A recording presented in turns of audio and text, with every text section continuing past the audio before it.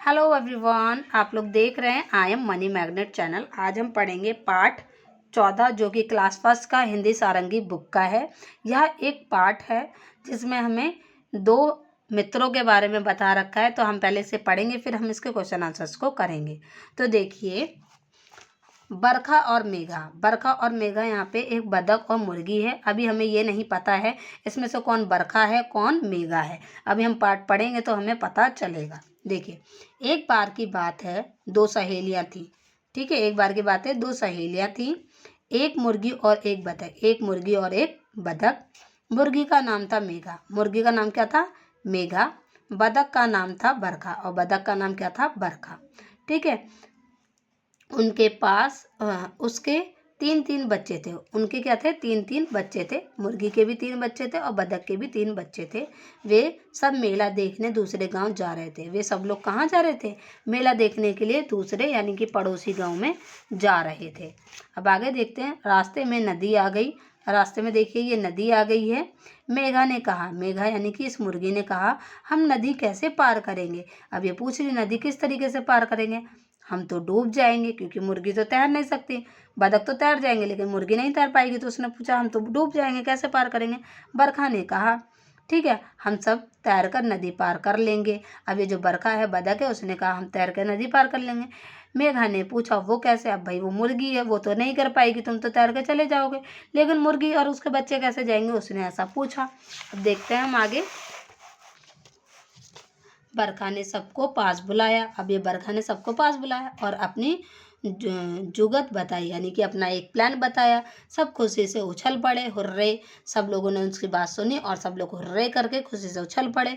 वे सब नदी पार कर गए और उन सब लोगों ने नदी पार कर ली। अब आप सोचिए कि बरखा ने क्या प्लान किया होगा जिससे वो लोग खुशी से उछल पड़े और हुर्रे करके बोले और उनने नदी पार कर दी।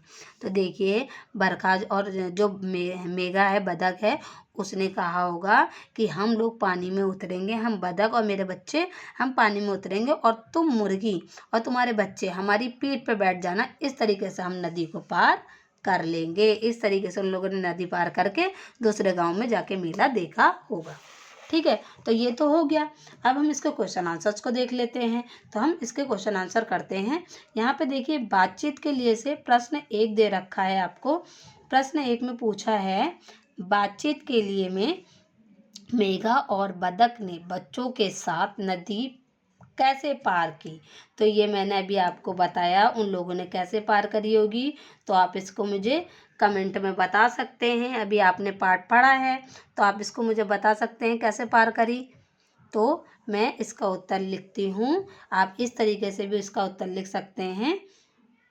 मेघा के बच्चे बरखा के बच्चों के ऊपर बैठ गए। बरखा के बच्चे तैरना जानते थे, अतः सबने मिलकर एक साथ नदी पार की। आप इस तरीके से लिख सकते हैं। ठीक है, अब प्रश्न है 3, मेघा और बरखा के बच्चों ने मेले में क्या क्या किया होगा?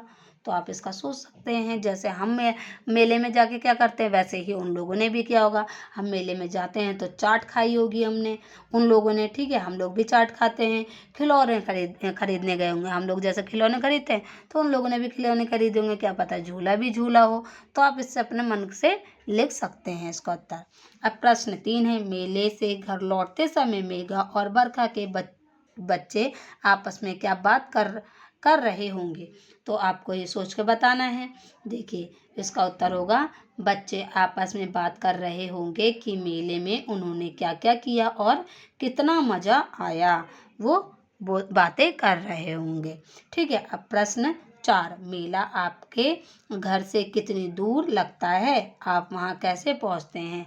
तो आप इसका उत्तर क्या लिखेंगे? देखिए, मेरे तो घर के सामने मेला लगता है, तो मैं इसका उत्तर लिखूँगी, मेला मेरे घर के पास में लगता है और मैं माता पिता के साथ मेले में जाती हूँ। तो आप ये उत्तर भी लिख सकते हैं। वैसे तो मैं मेला अकेले ही जाती हूँ क्योंकि नज़दीक में है। कभी कभी मम्मी पापा जाते हैं तो उनके साथ भी चली जाती हूँ। तो आप अपना उत्तर अपने हिसाब से लिखेंगे। ठीक है, अब हम देख लेते हैं प्रश्न 5। नीचे दिए चित्र को देखिए और गिनकर बताइए कि मुर्गी और बतख के कितने कितने बच्चे हैं। यहाँ आपको देखिए 2 चित्र दे रखे हैं। आपने इसमें मुर्गी के बच्चे और बतख के बच्चे बताने हैं कितने कितने हैं। तो देखिए, मुर्गी के देख लेते हैं, 1 2 3, 3 मुर्गी के बच्चे हैं, 1 2 3। यहाँ पे कितने, 3 बतख के बच्चे हैं, तो दोनों के 3 बच्चे हैं। ठीक है, मुर्गी के 3 और बतख के 3। तो यह पार्ट आपका यहाँ पे कंप्लीट हो गया। आई होप आपको यह वीडियो अच्छी लगी होगी। अगर वीडियो अच्छी लगी तो प्लीज़ चैनल को सब्सक्राइब कर लीजिए और बेल आइकन दबाना ना भूलें। अब हम मिलते हैं नेक्स्ट वीडियो में। धन्यवाद।